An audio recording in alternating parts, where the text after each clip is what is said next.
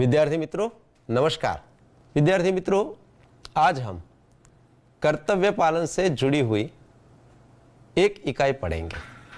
इकाई की शुरुआत करने से पहले हमारे देश के एक महान व्यक्ति और उन्होंने कर्तव्य पालन के बारे में क्या कहा, आइए जानते हैं।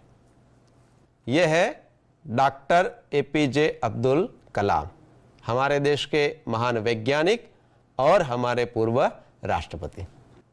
आज हम जो इकाई पढ़ने वाले हैं और उसके साथ हमारे पूर्व राष्ट्रपति डॉक्टर कलाम ने एक व्याख्यान में कुछ बातें कही थी, वह जुड़ी हुई है।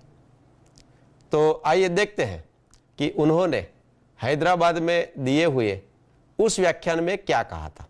हम सबको संबोधित करते हुए उन्होंने कहा कि आप हमेशा कहते हैं और कि क्या आपके पास देश के लिए 10 मिनट हैं।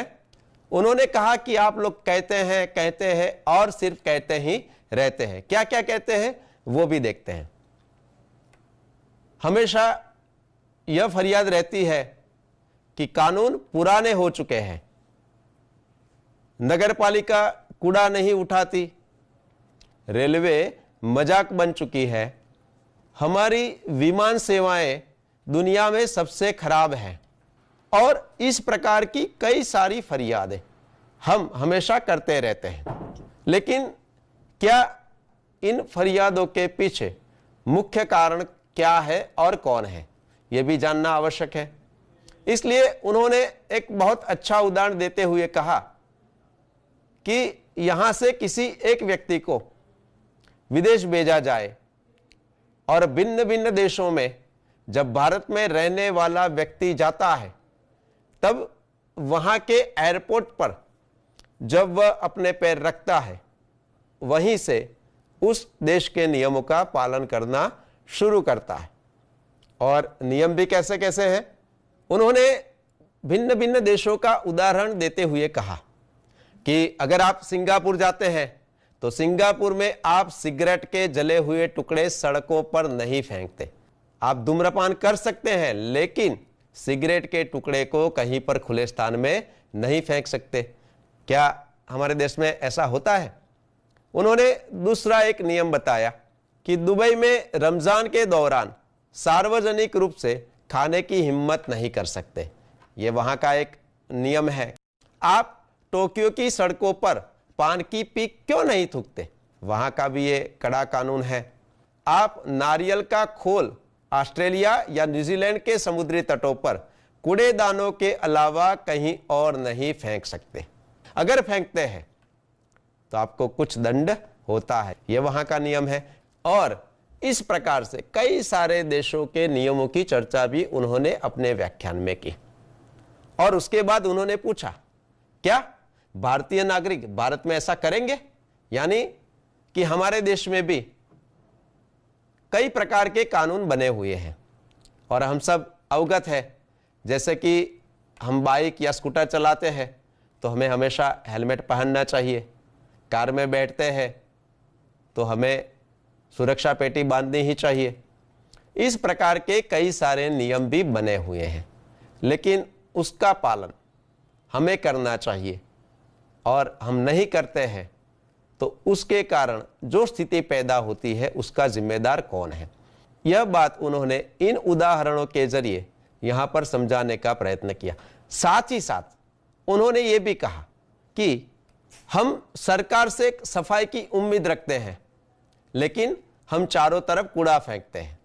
हम सब अगर इस प्रकार के नियमों का पालन करें तो हमारा देश भी उसी प्रकार से स्वच्छ बन सकता है। आइए, दूसरा प्रश्न उन्होंने क्या किया कि हम चाहते हैं कि रेलवे साफ सुथरे बाथरूम उपलब्ध कराए, लेकिन हम यह नहीं सीखना चाहते कि बाथरूम का सही इस्तेमाल कैसे किया जाए। हमारी अपेक्षाएं तो हैं, हम चाहते हैं कि भाई हमारे देश में भी उसी प्रकार के कड़े नियम बने, लेकिन ये सारी व्यवस्था अच्छी बनी रहे इसके लिए नियमों का पालन तो हमें ही करना है। और ये जो नियम है उसका पालन अगर हम करना सीख लें तो हम अच्छी तरह से हमारे देश को भी विकसित देश बना सकते हैं, है ना। तो आज हम ऐसी ही एक इकाई जिसका नाम है कथनी और करनी के बारे में यहां पर जानेंगे। इकाई का शीर्षक ही स्वयं स्पष्ट है कि कथनी मतलब बोलना, कहना, और करनी मतलब करना, यानी कि कर्तव्य करना। तो आइए देखते हैं इस इकाई का वीडियो। ईश्वर ने मनुष्य को अन्य प्राणियों से श्रेष्ठ बनाया है, कई गुणों से उसे संवारा है, इसका उसे अभिमान भी होता है। परंतु स्वयं को गुणों की खान समझने वाला व्यक्ति कई बार ऐसे कार्य करता है जिन्हें वह गलत बताता है। कथनी और करनी में अंतर के ऐसे कई उदाहरण रोज देखने में आते हैं। बस्ती के बीच सरकार ने पार्क बनाने की जगह छोड़ रखी थी। बरसात के मौसम में मोहल्ले के एक सज्जन ने उसमें फूलों के पौधे लगाने की सूझी। बात अच्छी थी। वे कहीं से पौधे लाए, कतार से उन्हें रोपा, देखभाल की, पौधे बड़े हो गए। कुछ दिनों बाद फूल खिलने लगे, पार्क अच्छा लगने लगा। मोहल्ले के लोग सुबह शाम पार्क में टहलने लगे। फूल सबको अच्छे लगते हैं। पार्क में लोगों के आने जाने से उन्हें यह लगा कि लोग इन फूलों को तोड़कर ले जाएंगे। उन्होंने एक तख्ती के ऊपर यह लिखकर टांग दिया कि फूल तोड़ना मना है। आते जाते सब उसको पढ़ते, कोई भी फूलों को नहीं तोड़ता। पर मजे की बात तब सामने आई जब लोगों ने तख्ती लगाने वाले सज्जन को बड़े सवेरे जल्दी जल्दी फूल तोड़ते देखा। पूजा के लिए तोड़ रहा हूं। बसों में लिखा होता है धूम्रपान करना निषेध है। एक बार यात्रा करते हुए देखा कि एक यात्री ने बीड़ी जलाई और पीने लगा। उसे देखकर कंडक्टर ने कहा, भाई साहब, बस में बीड़ी सिगरेट पीना मना है। उसने जलती बीड़ी खिड़की से बाहर फिकवा दी। थोड़ी देर बाद कंडक्टर ड्राइवर के कैबिन में जाकर बैठा, सिगरेट जलाई और दोनों पीने लगे। एक दूसरे यात्री ने यह देखा तो लिखे हुए वाक्य की तरफ इशारा करते हुए कंडक्टर से कहने लगे, भाई साहब, बस में सिगरेट पीना मना है।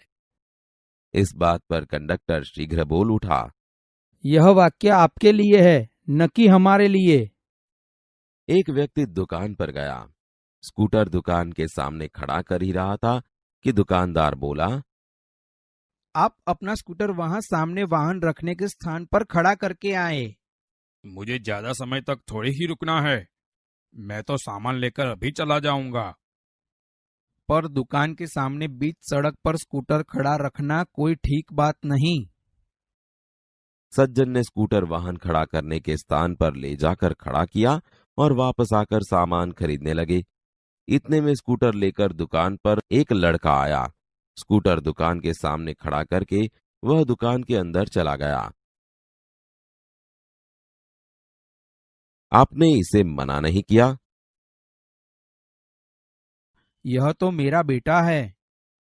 कुछ लोग ऐसे भी होते हैं जो आदर्श की बातें करते हैं, लेकिन जब उन्हें अपनाना पड़े तो वे आदर्श भूल जाते हैं। एक दिन एक सज्जन के घर उनके मित्र मिलने आए। दोनों मित्र बातचीत में मग्न थे कि किसी ने दरवाजा खटखटाया।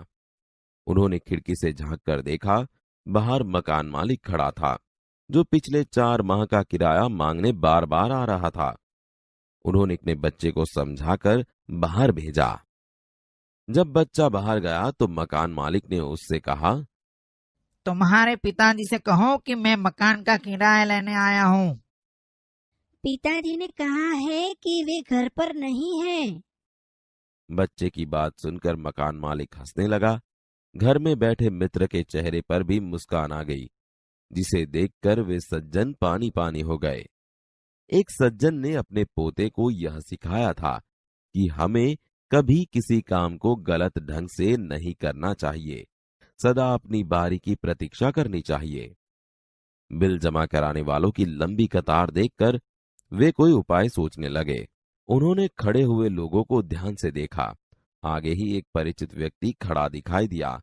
वे तुरंत उसके पास गए और बोले, बेटा, ये बिल तुम घर पर ही भूल आए, लो इसको भी जमा करा दो।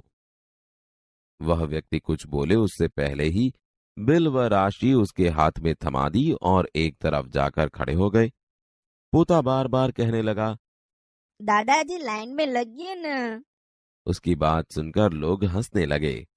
कई लोग ऐसे होते हैं जो आदर्श की बातें तो करते हैं पर उन्हें अपनाते नहीं। इस प्रकार का आचरण अच्छा नहीं होता। ऐसा आचरण करने वालों को कभी सम्मान नहीं मिलता, वे हंसी के पात्र बनते हैं। इसलिए हमें कथनी और करनी में सदैव समानता रखनी चाहिए। हो कथनी करनी एक समान, जग में मिलता तब सम्मान। विद्यार्थी मित्रों, आपने भी कभी ऐसी गलती तो की होगी ना। आपने देखा कि भाई बगीचा बनाने वाला व्यक्ति सूचना के लिए एक बोर्ड तो लगाता है कि भाई फूल तोड़ना मना है, लेकिन खुद तो फूल तोड़ता ही है। यानी कि नियम किसके लिए है? हम सब के लिए है, लेकिन जिसने बगीचा बनाया है उसके लिए तो नियम नहीं है। तो क्या ये सही है? तो हमें क्या करना चाहिए? हाँ, नियम सबके लिए होना चाहिए। ऐसे ही आपने देखा कि एक दुकानदार स्कूटर पार्क करने की जब बात आती है तो ग्राहक से कहता है कि यहाँ नहीं भाई, दुकान के आगे नहीं, आपको तो सामने वाली खुली जगह में अपना स्कूटर पार्क करना है या खड़ा रखना है। लेकिन जब उसका पुत्र आता है और वह बिल्कुल दुकान के आगे सड़क पर ही अपना स्कूटर रखता है और दुकान के अंदर चला जाता है, तो ग्राहक पूछता है कि भाई आपने ऐसा क्यों करने दिया? तो उसने कहा कि ये तो मेरा लड़का है और ये तो मेरी दुकान है, मेरी दुकान के आगे वह कुछ भी कर सकता है। तो क्या ये सही है? आप क्या मानते हैं, हाँ या ना? ना, बहुत अच्छे। आपका उत्तर बिल्कुल सही है कि नियम सबके लिए एक समान है।